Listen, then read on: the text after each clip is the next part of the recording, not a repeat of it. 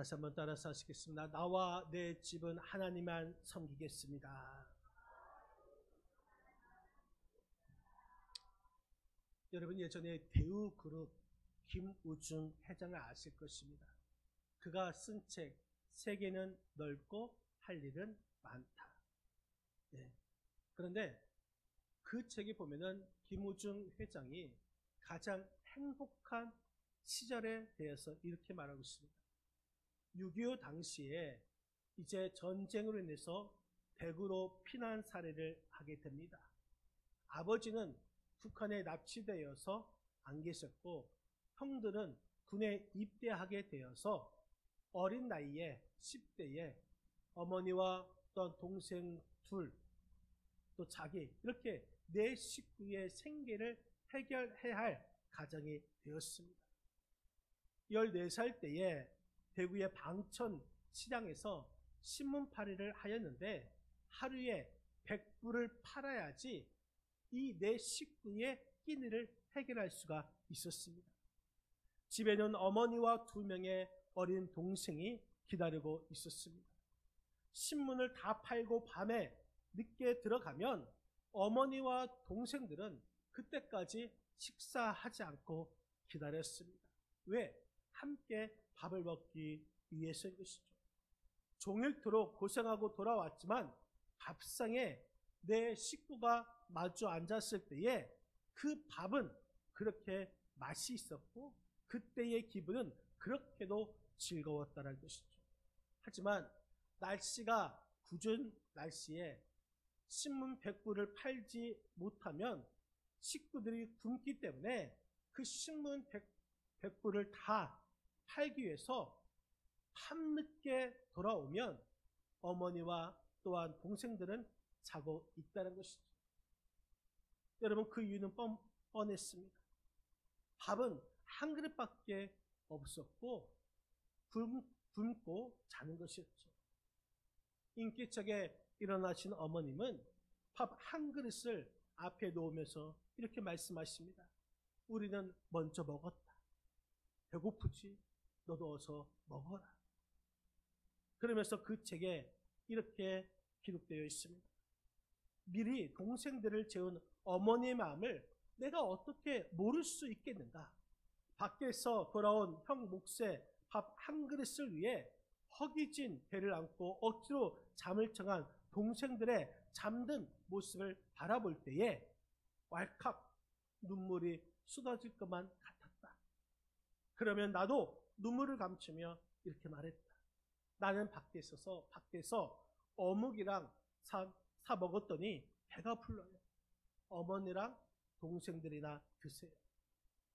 어머니와 나는 서로 거짓말을 하고 있었지만 그리고 서로에게 거짓말을 하고 있다는 사실을 분명하게 알고 있었지만 그 순간 가슴으로 차오르던 뜨겁고 뭉클한 기쁨을 어떻게 다 설명할 수 있겠는가? 행복은 다른 것이 아니다. 무슨 거창한 것도 아니고 무지개처럼 손에 잡을 수 없는 것도 아니다. 지금 생각해보면 내 생애 가운데 그때가 가장 행복했던 때가 아닌가 싶다. 어머니가 날 위해 주고 또 동생들이 날 위해 주고 또 내가 어머니와 동생들을 내 몸보다 더 위해 주고 그때 우리는 가난했지만 가장 행복하고 즐거운 가정이었다. 여러분 그렇습니다. 행복은 외적 조건에 달려있지 않습니다. 아무리 외적인 조건이 좋다 할지라도 내 심령이 내 마음이 편안하지 못한다면 행복한 삶을 누릴 수가 없는 것입니다. 마음이 불안하면 아무리 좋은 집에 산다 할지라도 아무리 높은 권력 명예를 가진다 할지라도 비참해지고 불행할 수밖에 없는 것입니다. 행복은 마음의 문제인 것입니다.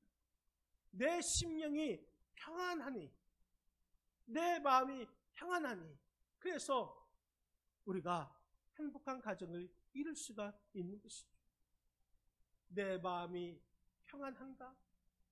아니면 평안하지 못하는가에 따라서 행복과 불행이 결정되는 것입니다. 이런 말 있죠. 돈으로 집을 살 수는 있어도 가정은 살 수 없습니다. 돈으로 침대는 살 수 있어도 행복한 잠자리는 살 수가 없습니다. 돈을 가지고 근사한 시간을 보낼 수 있어도 평화로움은 살 수 없습니다. 돈으로 동료를 구할 수 있어도 진정한 친구는 얻을 수 없습니다. 여러분, 오늘 본문은 즐거운 가정이 되기 위해서 무엇이 필요한가를 설명하고 있습니다. 즐거운 가정은 어떻게 이루어집니까? 우리의 가족들이 서로의 역할을 충실히 수행할 때에 이루어지게 되는 것입니다. 비록 가난하게 살지라도 서로 아껴주고 서로 위하는 그 마음이 있으면 그 가정은 즐거운 가정이 되는 것입니다. 우리의 가정이 즐거운 가정, 행복한 가정을 이루기 위해서는 어떻게 하여야 할까? 우리는 먼저 여호와를 경외하는 가정이 될 때에 즐거운 가정이 되는 줄 믿으시기 바랍니다. 오늘 본문 16절 말씀입니다. 16절 같이 한번 읽겠습니다. 가산이 적어도 여호와를 경외하는 것이 크게 부하고 번하는 것보다 나으니라. 가산이 적어도 여호와를 경외하는 것.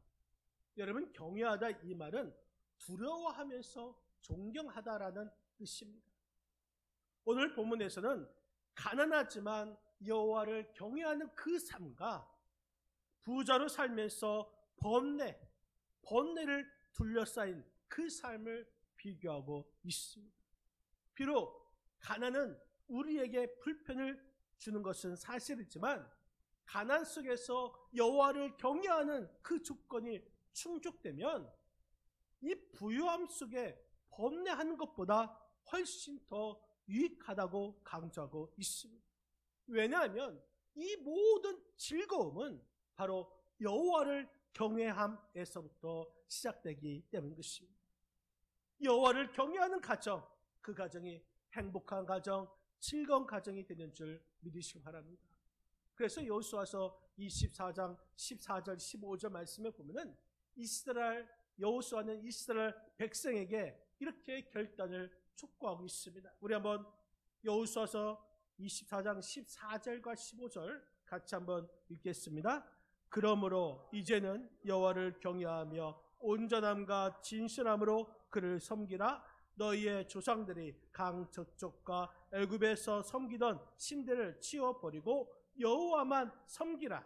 만일 여호와를 섬기는 것이 너에게 좋지 않게 보이거든 너희 조상들이 강 저쪽에서 섬기던 신들이든지 또는 너희가 거주한 땅에 있는 아모리 족속의 신들이든지 너희가 섬길 자를 오늘 택하라. 오직 나와 내 집은 여호와를 섬기겠노라 하니. 여러분, 여호수아는 지금 택하라는 것입니다. 누구를 섬길 것인지. 나는 나와 내 집은 여호와를 섬기겠다. 여호수아는 말하면서 이스라엘 백성에게 결단을 촉구하고 있습니다. 여호와를 섬기는 것, 이것이 행복의 길, 축복의 길이기 때문에 여호수아와 그 가정은 오직 하나님만 섬기는 가정이 되겠다고 말합니다. 저와 여러분들도 오직 하나님만 섬겨서 하나님께 축복받고 하나님께 쓰임받는 즐겁고 행복한 가정이 되시기를 주님의 이름으로 간절히 축원드립니다. 여러분, 사도행전 10장 말씀에 보면은 고넬료의 가정이 나옵니다. 고넬료의 가정은 경건하여 온 지방과 더불어 하나님을 경외하며 백성을 많이 구제하고 하나님께 기도하였다 했습니다. 그러니까 하나님께서 그 고넬료의 가정에 성령을 부어주시고 이방인 최초의 구원받는 가정이 되었습니다. 하나님을 경외하는 가정, 그 가정이 행복한 가정이고 그 가정이 하나님께 축복받는 가정이 되는 것입니다. 어느 한 설문조사 기관에서 재벌 100명과 또한 지식인 100명에게 당신은 지금 행복합니까? 라고 설문조사를 했습니다. 그런데 놀라운 사실은 87%가 아니요, 나는 행복하지 않습니다. 그래서 또다시 물어보았습니다. 그러면 만족하십니까? 그런데 대부분의 사람이 아니요, 만족하지 않습니다라고 응답을 했다는 것이죠. 평생 먹고도 남을 재산이 있음에도 불구하고 남들이 갖지 못하는 고상한 지식을 가지고 있음에서도 행복하지 않고 만족하지 않다면, 그럼 과연 누가 행복하고 누가 만족한 사람이겠습니까? 그 사람은 오직 하나님을 경외하는 사람인 줄 여러분 믿으시기를 바랍니다.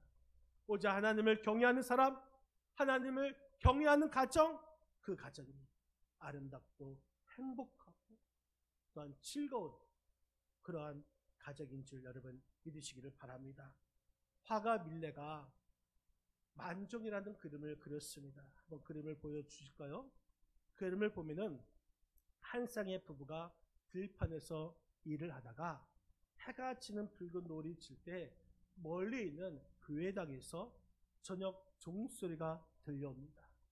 그때의 부부는 일손을 멈추고 서서 남편은 모자를 벗어서 손에 들고 아내는 수건에 머리를 쓸고 두 손을 모으고 머리 숙여 감사 기도를 드리고 있습니다.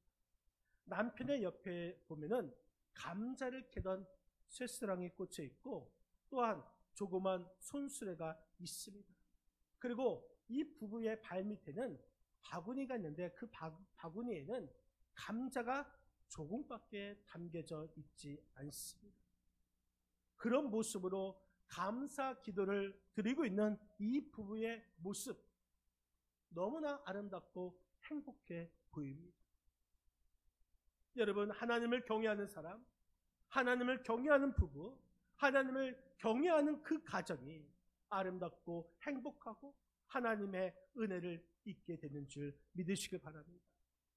그래서 즐거운 가정은 하나님과의 관계에서 비롯되는 것입니다. 내가 재산이 많고 내가 재산이 적다, 이것이 아니라 하나님을 경외하는 영적 상태가 훨씬 더 중요한 것입니다. 물질에 대한 것보다 신앙의 우월성, 그것을 더 가지라는 것이죠. 내가 지금까지 얼마나 재산을 모았으며 이것을 유지해 나갈 것인가, 이렇게 번뇌하는 그런 가정이 아니라 이 모든 것을 하나님 앞에 맡기며 우리 하나님을 경외하며 살아가는 것이 진정한 즐거운 가정이 되시는 줄 믿으시기를 바랍니다. 하나님을 경외하는 가정, 그 가정이 즐겁고 행복한 가정임을 우리가 깨닫고 하나님을 경외하시기를 바랍니다. 또한 우리는 서로 사랑하는 가정이 될 때 즐거운 가정이 됩니다. 오늘 본문 17절 말씀을 같이 한번 읽겠습니다. 17절을 우리 다 같이 17절 읽겠습니다. 채소를 먹으며 서로 살찐 소를 먹으며 서로 미워하는 것보다 나으니라. 아멘. 채소를 먹으며 서로 사랑하는 것. 여러분, 서로 사랑하다, 이 말은 서로 아껴주고 돌보다라는 의미인 것입니다. 가난하게 살면서 서로 사랑하는 것과 또한 살찐 소를 먹으면서 서로 미워하는 것, 이것을 서로 비교하는 것이죠. 여러분, 인간의 행복은 물질을 얼마큼 가지고 있는가, 거기에 있지 않고 있습니다. 외형적인 부여보다 가족끼리 또한 부부끼리 서로 사랑하며 사는 것이 훨씬 더 즐거운 가정임을 말하고 있습니다. 여러분, 그렇다고 해서 채소만 먹어도 좋다는 것이 아니지만 비록 채소만 먹는다 할지라도 서로 사랑하는 것이 살찐 소를 먹으면서 서로 미워하는 것보다 낫다라는 말씀인 것입니다. 서로 사랑하는 가정, 그래서 우리의 가정이 행복한 가정, 즐거운 가정이 되시기를 바랍니다. 잠언서 17장 1절 말씀을 보면은 이런 말씀이 있죠. 우리 한번 잠언서 17장 1절 같이 한번 읽겠습니다. 마른 떡 한 조각만 있어도 화목하는 것이 가득하고도 다투는 것보다 나으니라. 여러분, 서로 사랑하는 가정이 행복하고 축복받는 가정이 된다라는 말씀이십니다. 영어로 편히 쉬세요라는 그 말은 make yourself at home이라는 단어를 씁니다. 문장을 씁니다. 편히 쉬세요. 다시 말해서 너의 집처럼 있으라는 것입니다. 이것이 편안하다라는 뜻입니다. 너의 가정처럼, 너의 집에 있는 것처럼 평안함을 누리라는 것입니다. 여러분, 그렇기 때문에 가정은 평안함을 누리는 곳이어야 되는 것입니다. 가정이 평안함을 누리는 곳이 되기 위해서는 가족이 서로 사랑해야 하는 것입니다. 여러분들의 가정은 서로 사랑하며 있습니다. 여러분, 우리의 가정이 서로 사랑하며 그 가정을 이루는 것처럼 교회도 마찬가지인 것입니다. 교회도 서로 사랑할 때에 평안한 가정, 평안한 교회가 될 수가 있는 것입니다. 우리는 교회를 지키는 자입니다. 여러분, 교회를 지키는 자가 누구겠습니까? 목사인 제가, 장로님이, 안수집사님이, 또한 권사님이, 집사님이 교회를 지킨 자입니까? 아니면 내가 오랫동안 여기서 신앙생활을 하였다, 그런 사람이 교회를 지킬 수 있습니까? 내가 지금 열심히 많은 일을 하고 있으니 내가 이 교회를 지키겠다 말할 수 있겠습니까? 여러분, 아니란 것입니다. 우리 교회를 지킬 수 있는 것, 우리 교회를 평안케 하는 것, 사랑이 있어야 하는 것입니다.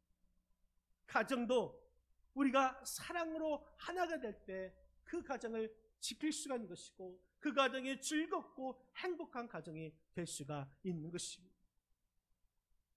여러분, 하나님을 경외하는 성도에게 부부란 무엇일까요?